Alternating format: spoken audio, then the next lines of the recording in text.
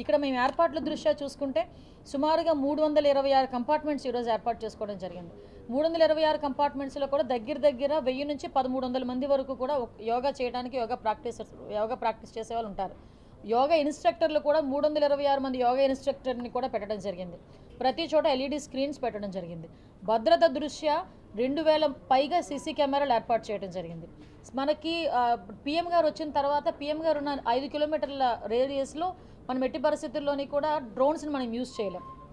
అయినప్పటికీ కూడా ముందుగానే సీసీ కెమెరాలు అవన్నీ పెట్టుకొని మొత్తం ప్రధానమంత్రి గారి టీము అదేవిధంగా మన లోకల్ పోలీస్ టీం ఇద్దరు కూడా కోఆర్డినేషన్తో ఎక్కడ కూడా భద్రతా వైఫల్యాలు జరగకుండా చూసుకునే బాధ్యత తీసుకున్నాం. మెడికల్ క్యాంప్స్ వైజ్గా కూడా చూసుకుంటే ప్రతి 1 కిలోమీటర్కి ఒక మెడికల్ క్యాంప్ పెట్టుకున్నాం. అవే కాకుండా ఇంచుమించు 200 పైగా అంబులెన్సెస్ని కూడా రెడీ చేసుకున్నాం. అవి కూడా కాకుండా ఒక 10 బెడెడ్ హాస్పిటల్స్ టైప్లో ఒక 3 ప్లేసెస్లో 10 బెడెడ్ హాస్పిటల్స్ కూడా రెడీ చేసుకున్నాం. ఒకవేళ వర్షం పడితే ఇన్ కేస్ ప్రధానమంత్రి గారు యోగా చేసేయడానికి ఇబ్బంది లేకుండా ఆల్రెడీ AU గ్రౌండ్స్లో కూడా ఏర్పాట్లు కూడా చేయడం జరిగింది. ఆల్టర్నేటివ్ ఏర్పాట్లు కూడా అక్కడ కూడా చేయడం జరిగింది. ఓవరాల్గా అన్ని విషయాల్లోని కూడా మేము చర్యలు తీసుకుంటున్నాం.